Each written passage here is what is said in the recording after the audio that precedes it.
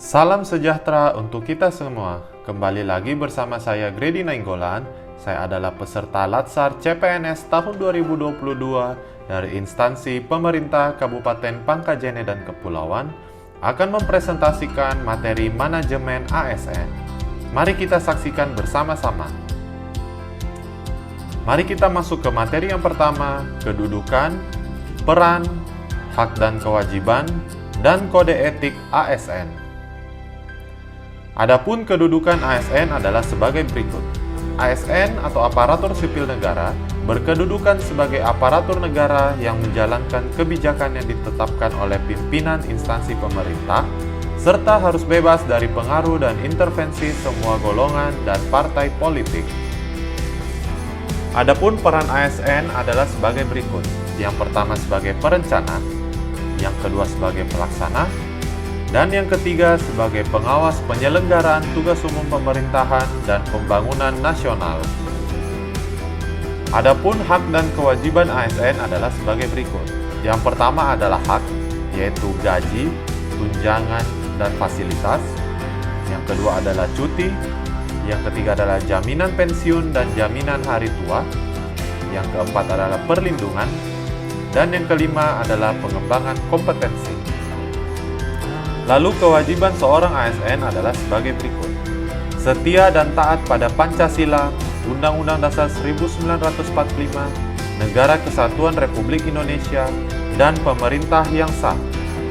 Menjaga persatuan dan kesatuan bangsa, melaksanakan kebijakan yang dirumuskan pejabat pemerintah yang berwenang, menaati ketentuan peraturan perundang-undangan, melaksanakan tugas kedinasan dengan penuh pengabdian, kejujuran, kesadaran, dan tanggung jawab, menunjukkan integritas dan keteladanan dalam sikap, perilaku, ucapan, dan tindakan kepada setiap orang, baik di dalam maupun di luar kedinasan, menyimpan rahasia jabatan dan hanya dapat mengemukakan rahasia jabatan sesuai dengan ketentuan peraturan perundang-undangan. Dan yang terakhir, bersedia ditempatkan di seluruh wilayah Negara Kesatuan Republik Indonesia. Adapun kode etik dan kode perilaku ASN dibuat dengan tujuan sebagai berikut. Yang pertama, agar setiap ASN melaksanakan tugasnya dengan jujur, bertanggung jawab, dan berintegritas tinggi. Yang kedua, melaksanakan tugasnya dengan cermat dan disiplin. Dan yang ketiga, melayani dengan sikap hormat, sopan, dan tanpa tekanan, serta melaksanakan tugasnya sesuai ketentuan perundang-undangan. Mari kita masuk ke materi yang kedua, konsep sistem merit dalam pengelolaan ASN. Adapun definisi dari sistem merit sebagai berikut, yaitu sebuah konsepsi dalam manajemen sumber daya manusia yang menggambarkan diterapkannya objektivitas dalam keseluruhan semua proses dalam pengelolaan ASN, yakni pada pertimbangan kemampuan dan prestasi individu untuk melaksanakan pekerjaannya. Adapun faktor penentu keputusan manajemen sumber daya manusia antara lain, yang pertama adalah kualifikasi, yang kedua adalah kompetensi, dan yang ketiga adalah kinerja. Mari kita masuk ke materi yang ketiga, mekanisme pengelolaan ASN. Adapun pengelolaan ASN adalah sebuah kebijakan dan praktek dalam pengelolaan aspek manusia atau sumber daya manusia dalam organisasi, termasuk dalam hal ini adalah pengadaan, penempatan, mutasi, promosi, pengembangan, penilaian, dan penghargaan.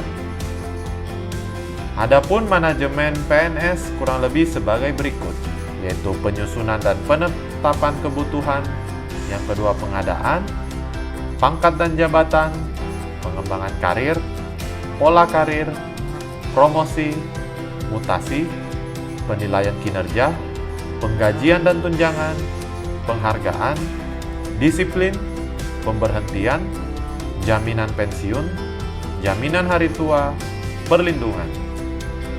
Yang berikutnya adalah manajemen P3K, antara lain penetapan kebutuhan, pengadaan, penilaian kinerja, penggajian dan tunjangan, pengembangan kompetensi, pemberian penghargaan, disiplin, pemutusan hubungan perjanjian kerja, dan perlindungan. Pengelolaan manajemen ASN yang berikutnya adalah pengelolaan jabatan pimpinan tinggi, yaitu proses pengelolaan baik dalam pengisian jabatan, penggantian pejabat, serta proses pengawasan yang dilakukan secara terbuka dan kompetitif dengan tetap memerhatikan berbagai syarat, yaitu kompetensi, kualifikasi, kepangkatan, pendidikan, rekam jejak jabatan, integritas, dan berbagai persyaratan lainnya sesuai ketentuan dalam undang-undang. Sistem informasi ASN, yaitu sebuah sistem untuk menjamin efisiensi, efektivitas, dan akurasi pengambilan keputusan dalam manajemen ASN. Adapun sistem informasi ASN memuat data pegawai ASN yang tentunya berkaitan dengan data riwayat hidup beserta prestasi atau pengalaman kerja dan pengembangan kompetensi yang dilakukan selama bekerja sebagai ASN. Adapun manajemen pengelolaan ASN yang berikutnya yaitu penyelesaian sengketa yang dilakukan secara administratif dan terdiri dari keberatan dan banding administratif. Demikianlah presentasi yang dapat saya berikan. Atas kesalahan kata ataupun ucapan mohon dimaafkan. Terima kasih atas perhatiannya. Sampai jumpa di presentasi berikutnya.